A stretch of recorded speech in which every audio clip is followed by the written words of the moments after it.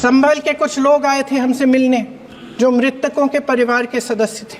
उसमें 2 बच्चे थे, अदनान और उजैर। उन्हें पता नहीं था कि विवाद हो रहा है। उन्होंने भीड़ देखी, घर आने की कोशिश की तो पुलिस ने गोली से मार डाला। वो 17 साल का बच्चा अदनान मुझसे कहता है कि मैं बड़ा होकर डॉक्टर बन के दिखाऊंगा, मैं अपने पिता का सपना साकार करूंगा।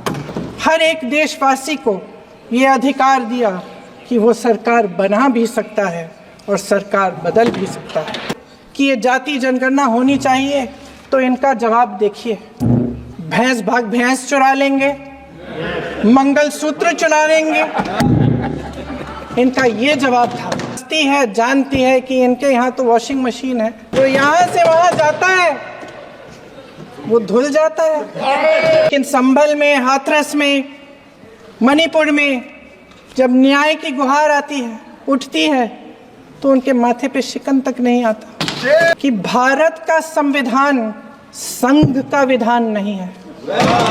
उनके पूरे परिवार को उठाकर पुलिस स्टेशन में ले गए। आप हंस रहे हैं, लेकिन ये गंभीर बात है। और क्या गंभीर बात? शर्म करो, शर्म। श्रीमती प्रियंका गांधी वाड्रा।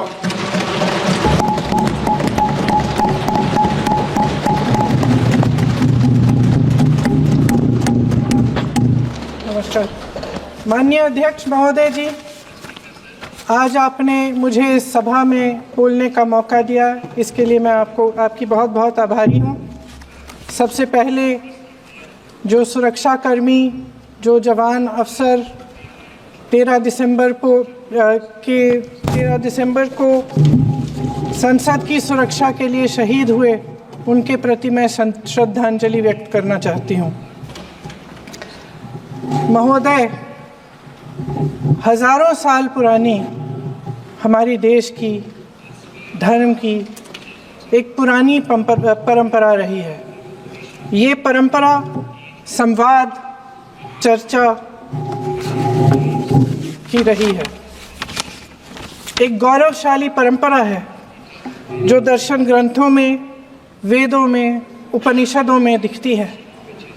वाद विवाद और संवाद की हमारी पुरानी संस्कृति है। अलग अलग धर्मों में भी, इस्लाम में, सूफियों में, बौद्ध धर्म में, जैन धर्म में, सिख धर्म में भी ये वाद संवाद, ये चर्चा बहस, इसकी संस्कृति रही है। इसी परंपरा से उभरा हमारा स्वतंत्रता संग्राम। हमारा स्वतंत्रता संग्राम विश्व में एक अनोखा संग्राम था, एक अनोखी लड़ाई थी जो अहिंसा और सत्य पर आधारित थी। ये वाद संवाद की जो परंपरा है, इसको इस संग्राम ने आगे कैसे बढ़ाया? क्योंकि ये जो संग्राम था, ये जो लड़ाई थी हमारी आज़ादी के लिए, एक बेहद लोकतांत्रिक लड़ाई थी। इसमें देश के किसान, देश के जवान, देश के मजदूर, देश के अधिवक्ता, देश के बुद्धिजीवी, चाहे किसी भी जाति के हो, चाहे किसी भी धर्म के हों, चाहे किसी भी भाषा को बोलते हों, सब इस स्वतंत्रता संग्राम में शामिल हुए। सब ने हमारे देश की आज़ादी की लड़ाई लड़ी।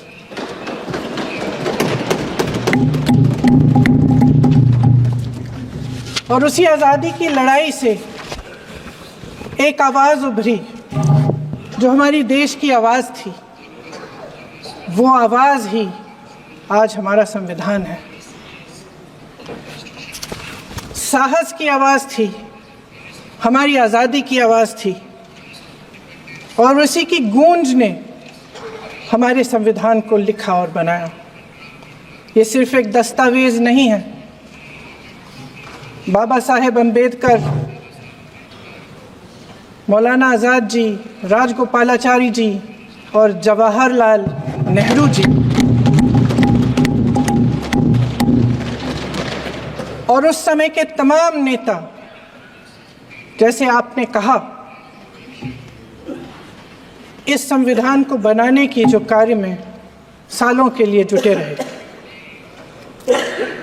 हमारा संविधान इंसाफ, उम्मीद, अभिव्यक्ति और आकांक्षा की वो ज्योत है जो हर हिंदुस्तानी के दिल में जलती है।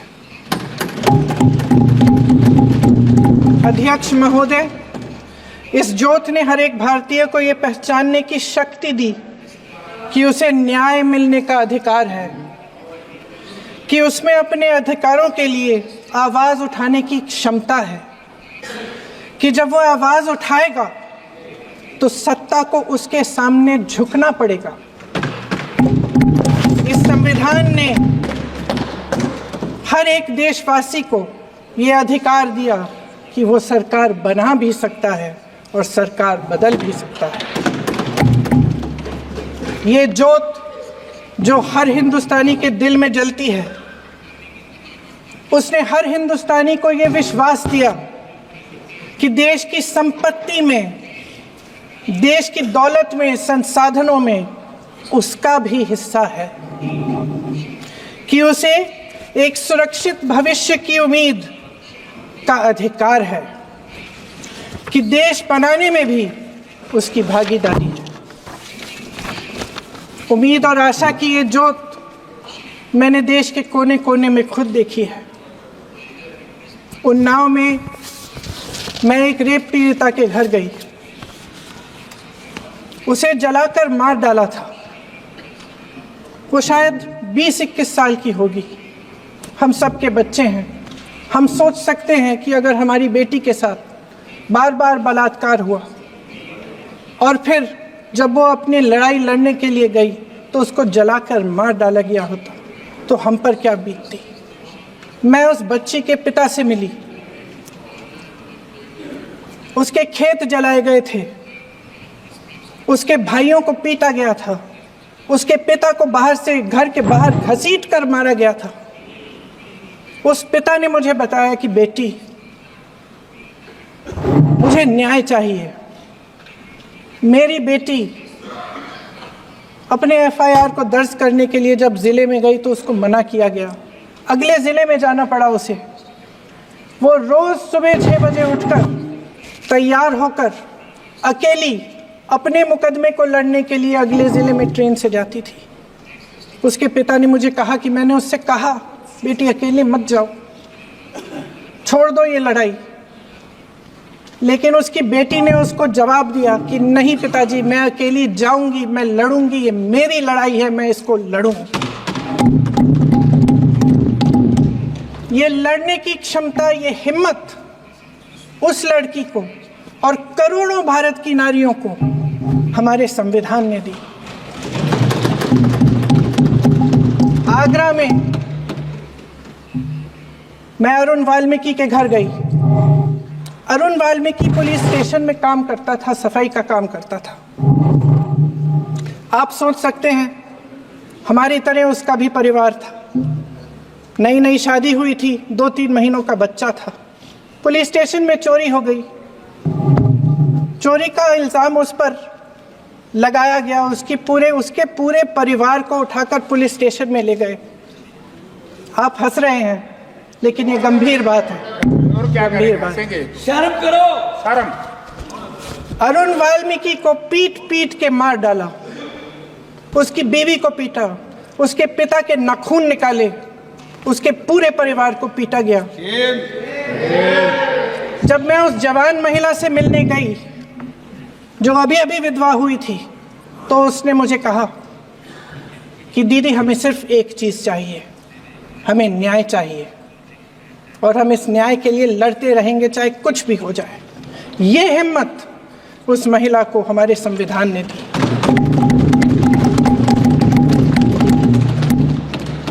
संभल के कुछ लोग आए थे हमसे मिलने जो मृतकों के परिवार के सदस्य थे। उसमें 2 बच्चे थे, अदनान और उजैर। अब सुनिए, उसमें 2 बच्चे थे, अदनान और उजैर। एक बच्चा मेरे बच्चे की उम्र का है, दूसरा उससे छोटा 17 साल का है। दर्जी के बेटे थे। दर्जी का एक ही सपना था कि वो अपने बेटों को पढ़ाएगा, लिखाएगा। एक बेटा डॉक्टर बनेगा, एक बेटा भी सफल होगा अपने दूसरा बेटा भी अपने जीवन में सफल होगा। उनके पिताजी हर रोज उनको स्कूल छोड़ते थे। उस दिन भी स्कूल छोड़ने के बाद अपनी दुकान में चले गए। उन्हें पता नहीं था कि विवाद हो रहा है। उन्होंने भीड़ देखी, घर आने की कोशिश की तो पुलिस ने गोली से मार डाला। वो 17 साल का बच्चा अदनान मुझसे कहता है, वो 17 साल का बच्चा अदनान मुझसे कहता है कि मैं बड़ा होकर डॉक्टर बन के दिखाऊंगा, मैं अपने पिता का सपना साकार करूंगा। ये सपना, ये आशा उसके दिल में हमारे संविधान ने डाली। अध्यक्ष महोदय, हमारे देश के करोड़ों देशवासियों के संघर्ष में, अपने अधिकारों की पहचान में, इनकी कठिन से कठिन परिस्थितियों से लड़ने की अपार हिम्मत में और देश से न्याय की अपेक्षा में हमारे संविधान की ज्योत जल रही है। मैंने हमारे संविधान की ज्योत को जलते हुए देखा है और इसके साथ साथ ये भी समझा है कि हमारा संविधान एक सुरक्षा कवच है, एक ऐसा सुरक्षा कवच है जो देशवासियों को सुरक्षित रखता है, न्याय का कवच है, एकता का कवच है और अभिव्यक्ति की आज़ादी का कवच है। दुख की बात यह है कि मेरे सत्ता पक्ष के साथी जो बहुत बड़ी बड़ी बातें करते हैं, इन्होंने इन 10 सालों में यह सुरक्षा कवच, सत्ता पक्ष के मेरे साथियों ने ये सुरक्षा कवच तोड़ने का पूरा प्रयास किया है। संविधान में सामाजिक, आर्थिक और राजनीतिक न्याय का वादा है। ये वादा एक सुरक्षा कवच है जिसको तोड़ने का काम शुरू हो चुका है। लैटरल एंट्री और निजीकरण के जरिए ये सरकार आरक्षण को कमजोर करने का काम कर रही है। अगर लोकसभा में ये नतीजे नहीं आए होते तो ये संविधान बदलने का काम भी शुरू कर लेते। सच्चाई ये है अध्यक्ष महोदय कि आज संविधान बार बार इसलिए कह रहे हैं क्योंकि इस चुनाव में इनको पता चल गया कि इस देश की जनता ही इस संविधान को सुरक्षित रखेगी, कि इस चुनाव में हारते हारते जीतने से इन्हें एहसास हुआ कि ये संविधान बदलने की बात इस देश में नहीं चलेगी। आज जनता की मांग है कि जाति जनगणना हो। सत्ता पक्ष के मेरे साथी ने इसका जिक्र किया। ये जिक्र भी आज इसलिए हो रहा है क्योंकि चुनाव में ये नतीजे आए। ये जाति जनगणना इसलिए जरूरी है ताकि हमें पता चले कि किसकी क्या स्थिति है और नीतियां उस हिसाब से बने। इनकी गंभीरता का प्रमाण ये है कि जब चुनाव में पूरे विपक्ष ने जोरदार आवाज उठाई कि ये जाति जनगणना होनी चाहिए, तो इनका जवाब देखिए। इनका जवाब भैंस भाग भैंस चुरा लेंगे, मंगलसूत्र चुरा लेंगे, इनका ये जवाब था। ये गंभीरता है इनकी जाति जनगणना पर। महोदय, हमारे संविधान ने आर्थिक न्याय की नींव डाली, किसानों, गरीबों और को जमीन बांटी, भूमि सुधार किया, जिसका नाम लेने से कभी कभी आप झिझकते हैं और कभी कभी उनका नाम धड़ाधड़ इस्तेमाल किया जाता है अपने आप को बचाने के लिए। उन्होंने HAL, BHEL, SAIL, GAIL, ONGC, NTPC, railways, IIT, IIM, oil refinery, तमाम PSU बनाए। अध्यक्ष महोदय, उनका नाम पुस्तकों से मिटाया जा सकता है, उनका नाम भाषणों से मिटाया जा सकता है, लेकिन जो उनकी भूमिका रही इस देश की आज़ादी के लिए और इस देश के निर्माण के लिए, वो इस देश में से कभी मिटाया नहीं जा सकता। 75 सालों में जनता का भरोसा रहा कि नीतियां बनेंगी तो जनता की भलाई के लिए बनेंगी। जल जंगल जमीन का अधिकार मिला आदिवासी भाई बहनों को। इंदिरा जी ने बैंकों का राष्ट्रीयकरण करवाया, खदानों का राष्ट्रीयकरण कराया। कांग्रेस और यूपीए की सरकारों में शिक्षा का, भोजन का अधिकार मिला। 75 सालों में जनता का भरोसा मिला। पहले संसद चलती थी तो जनता की उम्मीद होती थी कि सरकार महंगाई और बेरोजगारी पर चर्चा करेगी, कोई उपाय निकालेगी, कोई रास्ता निकालेगी। लोग मानते थे कि अगर कोई नई आर्थिक नीति बनेगी तो देश की अर्थव्यवस्था को मजबूत बनाने के लिए बनेगी, तो भारतीय बाजार को मजबूत बनाने के लिए बनेगी, उनके भविष्य को मजबूत बनाने के लिए बनेगी। किसान और आदिवासी भाई बहन भरोसा करते थे कि यदि जमीन के कानून में संशोधन होगा तो उन्हीं की भलाई के लिए होगा। आप नारी शक्ति की बात करते हैं। आज चुनाव की वजह से शायद इतनी बातचीत हो रही है नारी शक्ति के बारे में, क्योंकि हमारे संविधान ने महिलाओं को यह अधिकार दिया, उनकी शक्ति को परिवर्तित किया वोट में। और आज आपको पहचानना पड़ रहा है कि महिलाओं के बिना, कि नारी शक्ति के बिना ये सरकारें नहीं बन सकती हैं। इसीलिए आज आप नारी शक्ति की बातें दोहरा रहे हैं।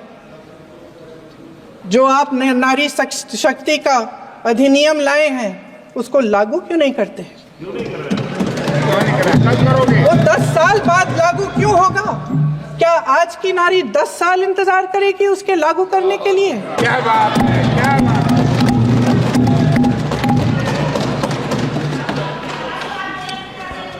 आज संसद में बैठे हुए सत्ता पक्ष के मेरे साथी ज्यादा से ज्यादा अतीत की बातें करते हैं। 1921 में क्या हुआ, कब हुआ, नेहरू जी ने क्या किया। अरे वर्तमान की बात करिए, देश को बताइए आप क्या कर रहे हैं, आपकी जिम्मेदारी क्या है? कि सारी जिम्मेदारी जवाहरलाल नेहरू की है। अध्यक्ष महोदय जी, ये सरकार आर्थिक न्याय का सुरक्षा कवच तोड़ रही है। आज संसद में बैठी ये सरकार बेरोजगारी और महंगाई से जूझ रही हमारी जनता को क्या राहत दे रही है? कृषि के कानून भी बड़े बड़े उद्योगपतियों के लिए बन रहे हैं। सही एमएसपी को छोड़िए, डीएपी तक नहीं मिल रहा है।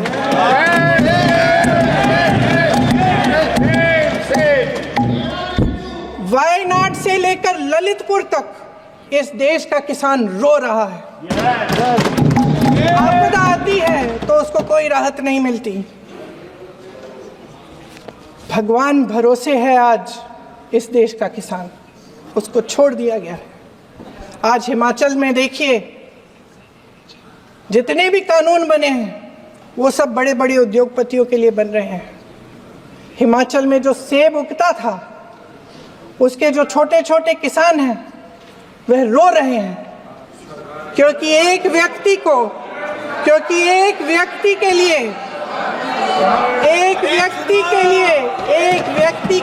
सब कुछ बदला जा रहा है। सुनने की हिम्मत रखो। मैं अध्यक्ष महोदय जी, अध्यक्ष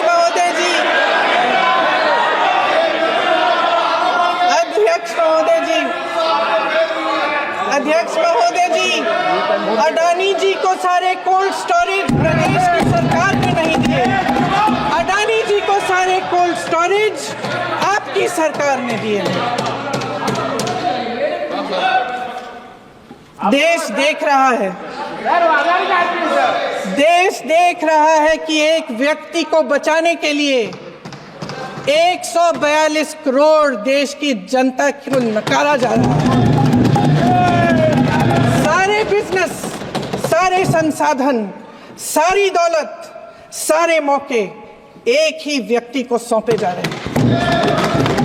सारे बंदरगाह, एयरपोर्ट्स, सड़कें, रेलवे का काम, कारखाने, खदानें, सरकारी कंपनियां सिर्फ एक व्यक्ति को दी जाए। जनता के मन में हमेशा ये विश्वास होता था कि अगर कुछ नहीं है तो संविधान हमारी सुरक्षा करेगा, मगर आज आम लोगों के बीच ये धारणा बनती चली जा रही है कि सरकार सिर्फ अडानी जी के मुनाफे के लिए चल रही है। देश में बहुत तेजी से गैर बराबरी बढ़ रही है। जो गरीब है वो और गरीब हो रहा है, जो अमीर है वो और अमीर हो रहा है। इस सरकार ने आर्थिक न्याय की भी सुरक्षा कवच तोड़ दिया है। राजनीतिक न्याय की जब बात होती है, मेरे सत्ता पक्ष के साथी आज खड़े हुए और तमाम गिनती करने लग गए कि ऐसा हुआ वैसा हुआ, 1975 में जो हुआ, तो सीख लीजिए ना, आप भी सीख लीजिए। आप भी अपनी गलतियों के लिए माफी मांग लीजिए। आप भी बैलेट पे चुनाव कर लीजिए, आप भी बैलेट पे चुनाव कर लीजिए। दूध का दूध, पानी का पानी हो जाएगा। आप राजनीतिक न्याय की बात करते हैं, सरकारों को पैसों के बल पर गिरा देते हैं।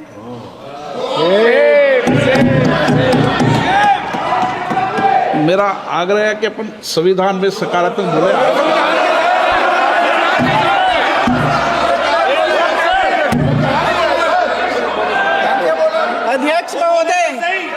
अध्यक्ष महोदय, सत्ता पक्ष के हमारे साथी ने एक उदाहरण दिया उत्तर प्रदेश की सरकार का, तो मैं भी एक उदाहरण दे देती हूँ महाराष्ट्र की सरकार का। मैं भी एक उदाहरण दे देती हूँ हिमाचल की सरकार को तोड़ने की कोशिश किसने की? पैसों के बल पे की गोवा की सरकार। तमाम उदाहरण है। राजस्थान की क्या ये सरकारें जनता ने नहीं चुनी थी? क्या संविधान इन पर लागू नहीं था? पूरी देश की जनता जानती है कि इनका हंसती है, जानती है कि इनके यहाँ तो वॉशिंग मशीन है।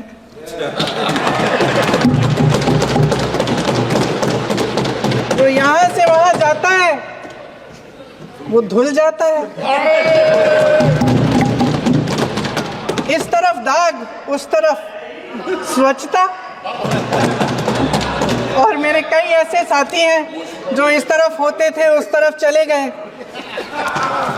मुझे दिख भी रहे हैं, वॉशिंग मशीन में शायद धुल गए हैं। अध्यक्ष महोदय, जहां भाईचारा और अपनापन होता था, जहां हमारे संविधान ने एकता का सुरक्षा कवच दिया था, वहां शक और घृणा के बीज बोए जा रहे हैं। एकता का सुरक्षा कवच तोड़ा जा रहा है। प्रधानमंत्री जी यहाँ सदन में संविधान की किताब को यूं माथे से लगाते हैं, लेकिन संभल में, हाथरस में, मणिपुर में जब न्याय की गुहार आती है, उठती है, तो उनके माथे पे शिकन तक नहीं आता।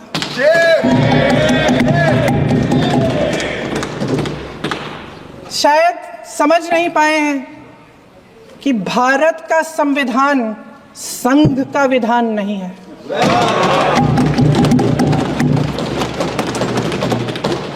भारत के संविधान ने हमें एकता दी, हमें आपसी प्रेम दिया। उस मोहब्बत की दुकान जिस पर आपको हंसी आती है, उसके साथ करोड़ों देशवासी चले। करोड़ों देशवासियों के दिल में एक दूसरे के लिए प्रेम है, घृणा नहीं है।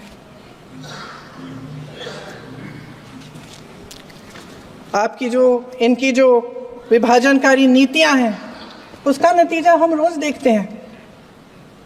राजनीतिक फायदे के लिए संविधान को छोड़िए, देश की एकता को भी ये रख नहीं सकते। इसकी सुरक्षा नहीं कर सकते। हमने संभल में देखा, मणिपुर में देखा। दरअसल इनका कहना है कि अलग अलग इस देश के अलग अलग हिस्से हैं, कैमरा लेकिन हमारा संविधान कहता है कि ये देश एक है और ये देश एक रहेगा। जहां खुला विवाद होता था, अभिव्यक्ति का सुरक्षा कवच होता था, इन्होंने भय का माहौल पैदा किया है।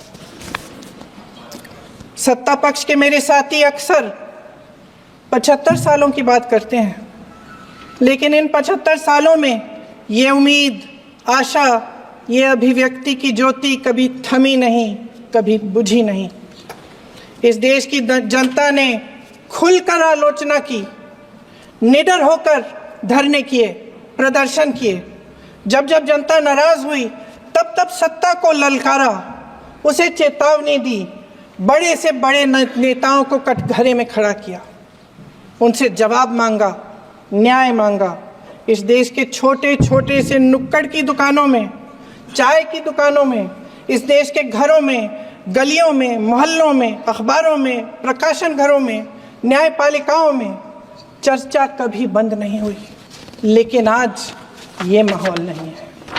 आज जनता को सच बोलने से डराया जाता है, धमकाया जाता है। पत्रकार हो या विपक्ष का नेता हो या किसी यूनिवर्सिटी का प्रोफेसर हो, छात्र संघ हो या कर्मचारियों का संगठन हो, सबका मुंह बंद कराया जाता है। किसी पे ईडी, किसी पे सीबीआई, किसी पे इनकम टैक्स, फर्जी मुकदमे लगवाए जाते हैं, जेल में डाल दिया जाता है। विपक्षी नेताओं को जेल में डाल दिया जाता है, उनको सताया जाता है। किसी को नहीं छोड़ा इस सरकार ने। देशद्रोही कह कह के उत्तर प्रदेश में मुझे याद है कुछ अध्यापिकाएं प्रदर्शन कर रही थी, उन पर मुकदमा डाल दिया देशद्रोही का, उन्हें देशद्रोही कह दिया। इन्होंने देश का पूरा माहौल भय से भर दिया है। इनकी मीडिया की मशीन झूठ फैलाती है, तरह तरह के आरोप लगाती है, और शायद वह भी भय में ही है। महोदय, मैं इस सदन को याद दिलाना चाहती हूँ कि ऐसा डर का माहौल देश में अंग्रेजों के राज में था। जब इस तरफ बैठे हुए गांधी की विचारधारा वाले लोग आज़ादी की लड़ाई लड़ रहे थे और उस तरफ वाली विचारधारा वाले लोग भय में रहकर अंग्रेजों के साथ साठ-गांठ कर रहे थे। लेकिन अध्यक्ष महोदय, भय का भी अपना स्वभाव होता है। भय फैलाने वाले हमेशा भय का खुद शिकार बन जाते हैं। ये प्रकृति का नियम है। आज इनकी भी यही हालत हो गई है। भय फैलाने के इतने आदी हो गए हैं कि खुद भय में रहने वाले हैं। चर्चा से डरते हैं, आलोचना से घबराते हैं। कई दिनों से हम मांग रहे हैं कि चर्चा करिए, लेकिन चर्चा करने की हिम्मत ही नहीं है।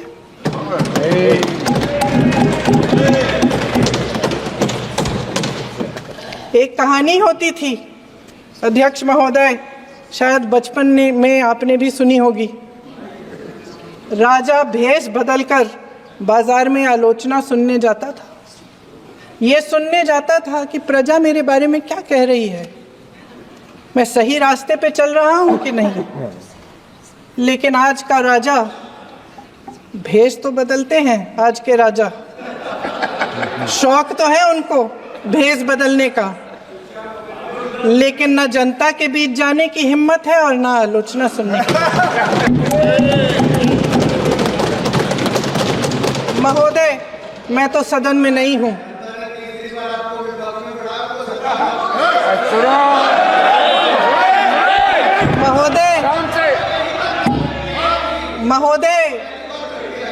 महोदय, जनता में बहुत विवेक है, ये सही है।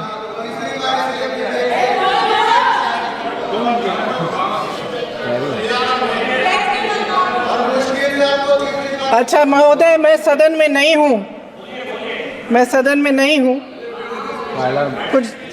हाँ ठीक है, मैं सदन में नहीं हूँ, मात्र 15 दिनों से आ रही हूँ, लेकिन मुझे ताज्जुब होता है कि इन 15 दिनों में इतनी बड़े बड़े इश्यूज हैं, इतनी बड़ी बड़ी बातें हैं, प्रधानमंत्री जी मात्र एक दिन के लिए शायद 10 मिनट के लिए दिखे हैं सब।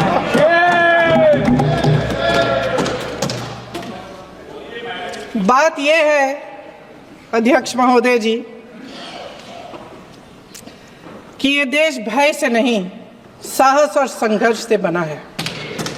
इसको बनाने वाले देश के किसान, जवान, देश के करोड़ों मजदूर और गरीब जनता है। संविधान इनको साहस देता है। मेहनती मिडिल क्लास है और इस देश के जो करोड़ों देशवासी हैं, जो रोजाना भयंकर परिस्थितियों का सामना करते हैं, उनको साहस देता है। वायनाड में जो आपदा आई, उसमें एक छोटा लड़का था 17 साल का। 6 घंटों के लिए उसने अपनी माँ को बचाने की कोशिश की। 6 घंटों के लिए आप सोच सकते हैं कि अगर नदी की धारा बह रही है, नाराज है, आप अपनी माँ को पकड़े हो, 6 घंटों के लिए पकड़े रखते हो कि मेरी माँ बच जाएगी, और अंत में वो माँ भी बह जाती है। उस लड़के का साहस, उन महिलाओं का साहस जो पीड़ित हैं लेकिन फिर भी अपनी लड़ाई लड़ रहे हैं, उन संभल के बच्चों का साहस जिनके पिताजी अभी अभी गुजर गए लेकिन फिर भी उनके सपनों को साकार करने की हिम्मत है, उनका साहस है, वो साहस से संविधान ने दिया है।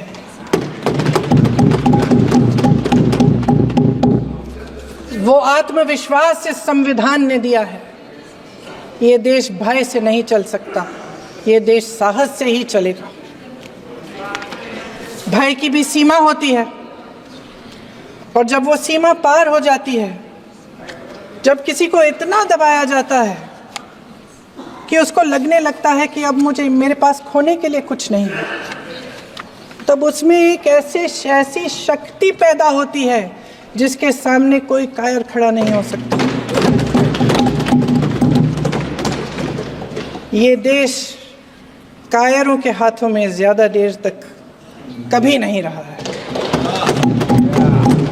ये देश उठेगा, ये देश लड़ेगा, सत्य मांगेगा, सत्यमेव जयते।